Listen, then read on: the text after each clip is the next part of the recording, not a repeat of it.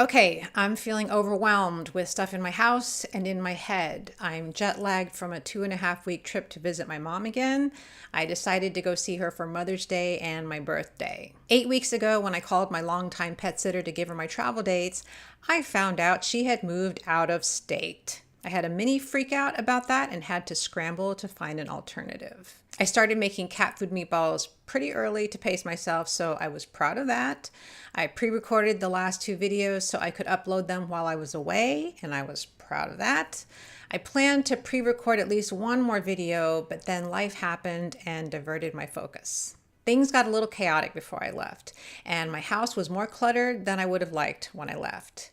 Now that I'm back home, it's even more cluttered with suitcases and unpacking and cat stuff, and my head's backlogged with topics I want to make videos about. Lately, I'd been sharing different things that have helped improve my mindset, and I had planned on rolling out more of that, but something happened before my trip that I'd like to share. I apologize for interrupting the mindset stuff, but this incident is definitely related, so I'm going to go with it. In the last video, I talked about starting each day with thoughts of gratitude. I also mentioned how I generally write in my gratitude journal after I've been inspired by something good that happened to me that day. Right before I left for my trip to Asia, I went through an experience that made me really sad and brought a lot of unanticipated tears. The experience also shed more light on why I have such difficulty letting go.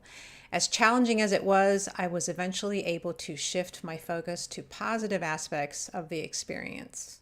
Focused, deep breathing. I talked about how it's not just for relaxation. It's a practice of turning your attention to one thing over and over and over again until you basically develop a muscle in your mind that allows you to direct your attention where you want it to go. And I applied that to the experience I'm about to share. A week and a half before my departure, two of the sweetest, very bonded stray cats showed up in my backyard. They inhaled the food I gave them, so they were clearly hungry.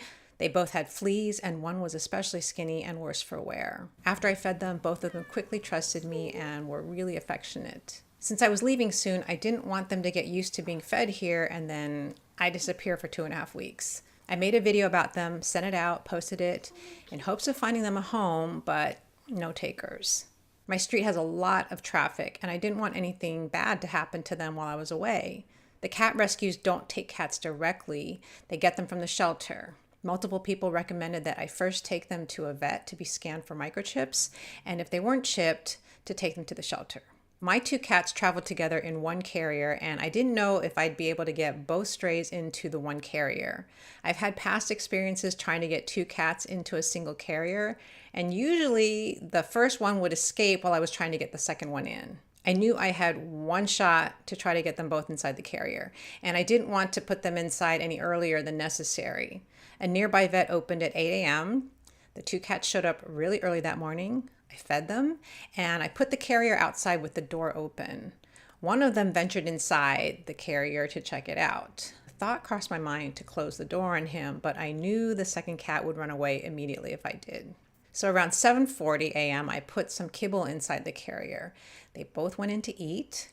The minute I touched their hindquarters to nudge them in, they knew something was up. They thrashed so much, I almost let them out for fear of them injuring themselves. You know those movie scenes where there's a wooden crate with an unknown creature inside, and the creature's thrashing so hard that the crate is moving across the floor? It was like that. But I knew if I let them out, I'd never get them back in. Thankfully, they eventually calmed down, and I was able to get them to the vet. They weren't chipped. A good friend of mine, Carrie, volunteers at a shelter and was going there that morning. She said she could advocate for these two to be adopted together and told me to meet her there. Great. But on my way to the shelter, Carrie called to tell me I had to take the cats to a different shelter based on where they were found. So I went by myself to the other shelter. The two cats were really scared when the shelter employee transferred them to individual cages, and I felt absolutely terrible. Like I had betrayed them immediately after gaining their trust, and there was no way for me to explain to them why I had done what I did. Leaving the shelter, I just started bawling. On top of feeling like I had betrayed them, I still feel that, I was surprised by how attached I had become to these cats in only a matter of days. I called Carrie on my drive home crying. She assured me I had done the right thing and told me she would visit them after she finished at her shelter. When I got back home and saw the empty food plates, I really missed them and felt an emptiness inside my heart. I also had this realization about why I wanted to hang on to them. It was the uncertainty of their fate. I wanted to know their outcome. I wanted to know that they ended up in a loving home together. I wanted to be in control. It's the same way I'm challenged in donating a purse or even something as insignificant as a stapler. Will someone put the items I donate to good use, or will they be thrown out? Will someone keep those two bonded cats together as I would, or will they separate them? Will someone care for those cats the way I'd like them to be cared for, or will they neglect them? But me keeping the cats wouldn't have necessarily been the best thing for them or me. I already have 2 cats. The 4 might not get along. I devote so much care to my 2 cats. To devote the same amount of care to 4 of them would be a lot more work. And Lord knows I'm already struggling just to keep my own head above water day to day. 4 cats would require more of my time I need to devote to improving my own situation and self-care. And the cost for food and care. It's already a big expense for me to pay a sitter for 2 cats when I travel. A sitter for 4 cats would be more than my airfare. Someone else might be able to give them an incredibly loving home with better care than I could provide. Did I know that for sure? No.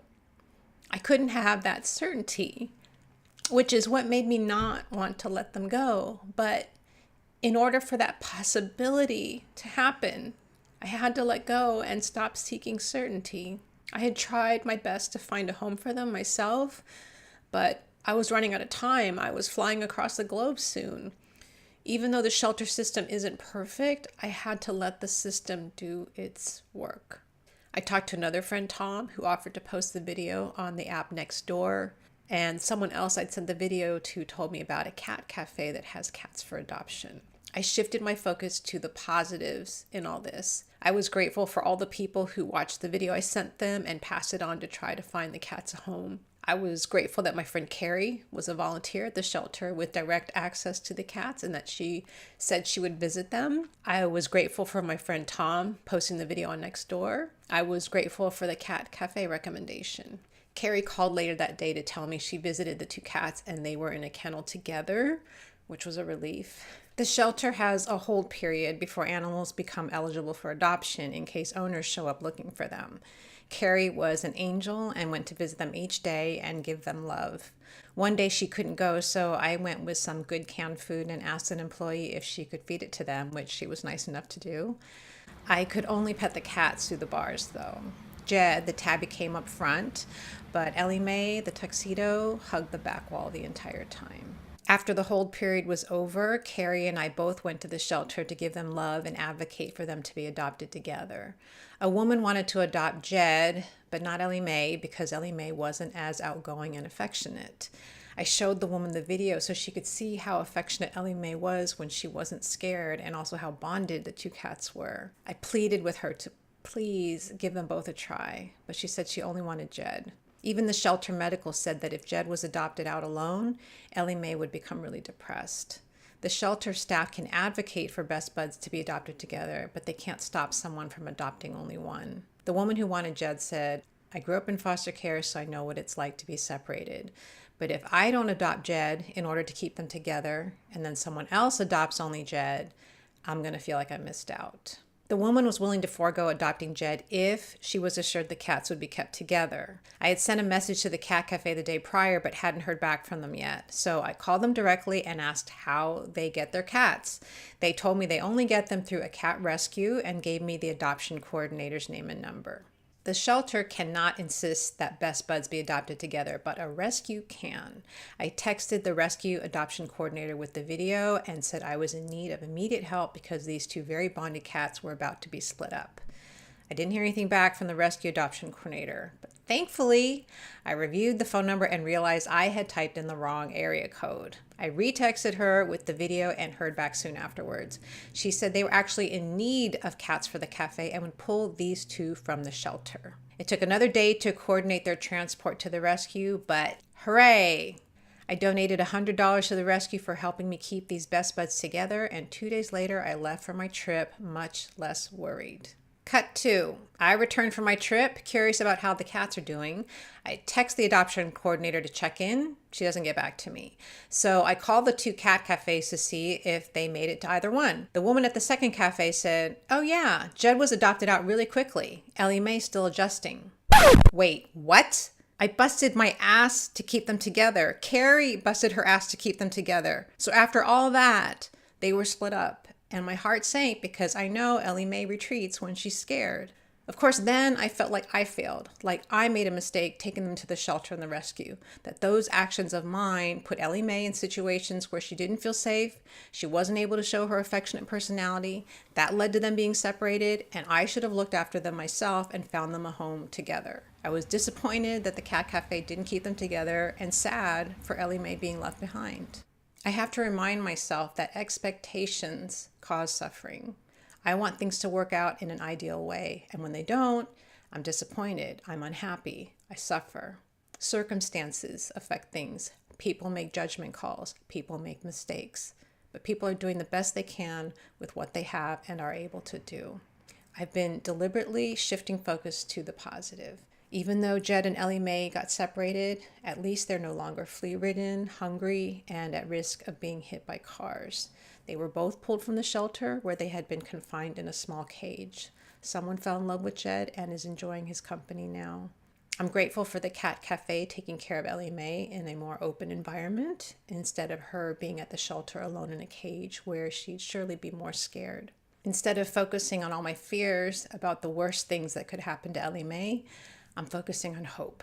Hope that Ellie Mae bonds with another cat at the cafe. Hope that some caring person falls in love with Ellie Mae and gives her a loving forever home.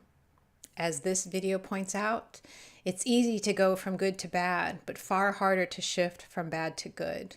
We have to work harder to see the upside of things. It takes work. It takes effort. I'm thankful I'm able to find gratitude in a situation that feels bad. Oh, after learning my longtime pet sitter had moved out of state, I was afraid I couldn't find another trustworthy sitter. My default is to not have hope that something better could come my way. Well, I found a sitter who works from home and takes cats into her place. While it took my cats some time to adjust to being in a different environment after only being in this house almost their entire lives, it worked out. My previous pet sitter used to stop in twice a day, but the remaining time my cats were all alone, which I felt terrible about. With this new sitter, they had someone to be around almost all the time. It's like Helen Keller said, when one door of happiness closes, another opens. But often we look so long at the closed door that we do not see the one that has been opened for us. The new sitter sent photos of my cats cuddling with her, so I'm grateful to have found her, and I made a note to myself to not be so scared about change. On a final note, I've been feeling bad about being behind on these videos, but I'm doing the best I can for me and for you, and I'm proud of myself for finishing this one.